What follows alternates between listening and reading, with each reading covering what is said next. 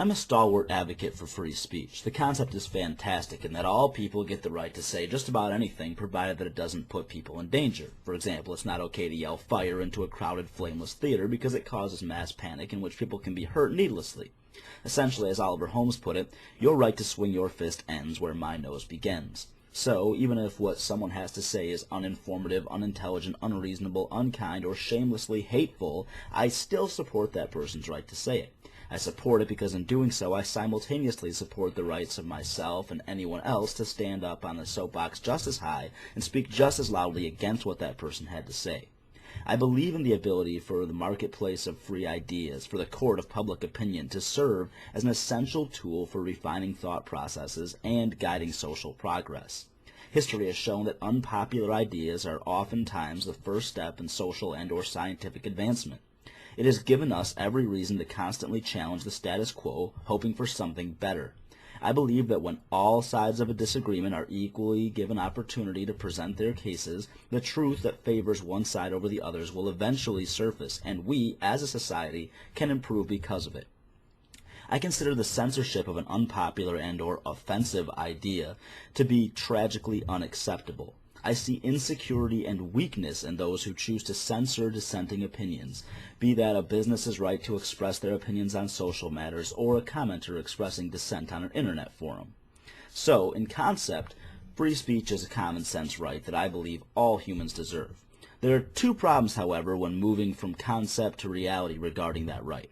The first problem is that sometimes our overall societal willingness to defend the right becomes selective, which damages equity, which is essential for free speech to be effective. The best example I can think of for this is how different protest groups are treated. When students crowded around the Board of Trustees at Santa Monica Community College, they were pepper sprayed by their campus police. Students at UC Davis, joining the Occupy Wall Street protest, were sitting on the ground while a police lieutenant casually blasted them in their faces at point-blank range with a stream canister of pepper spray that's effective at 18 to 20 feet and required to be used from at least 6 feet away.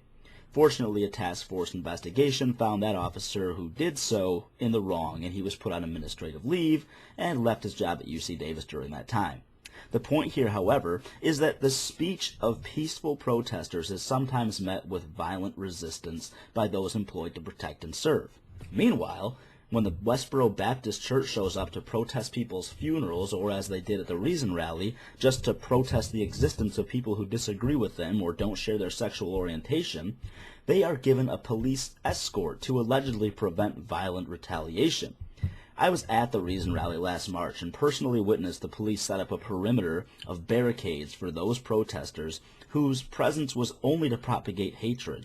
I saw police physically escort Reason Rally participants outside of that barrier whenever they entered it just to hold contrary signs beside the members of that church of hate. Apparently, there are police officers who find protesting on the academic mall of your college campus to be worthy of soaking your eyes with pepper spray. But if you protest with hate speech against Reason itself on the National Mall of Washington, D.C., police consider you worthy of a personal escort to keep you safe from harm, and safe from the signs held by people who disagree with you. That inconsistency hurts free speech, even if it is the result of another irrational free pass handed to religion, or in the case of the college protest, just the case of a few bad apples giving the police force a bad name.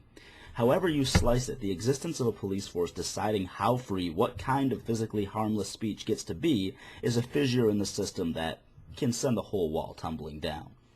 That brings us to the second problem we have in properly applying the concept of free speech, which is a failure to understand the difference between censorship and consequences.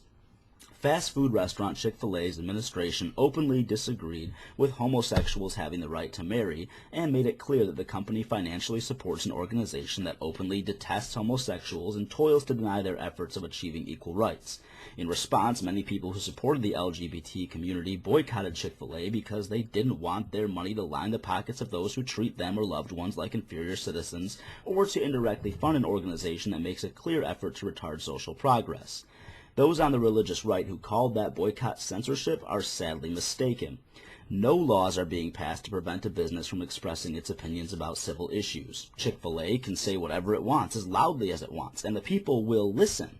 However, Free speech does not grant you immunity from consequence for your words. The words you elect and the actions you take are representative of you, so you will be judged and treated accordingly. If you speak and behave kindly, you will be judged and treated as a kind person. If you use your platform as a business to have positive public relations, the public will generally respond positively.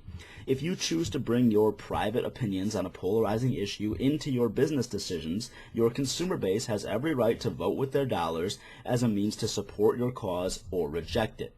Free speech means having the right to say what you want, taking the responsibility to listen just as urgently as you speak, and accepting the consequences that your words evoke.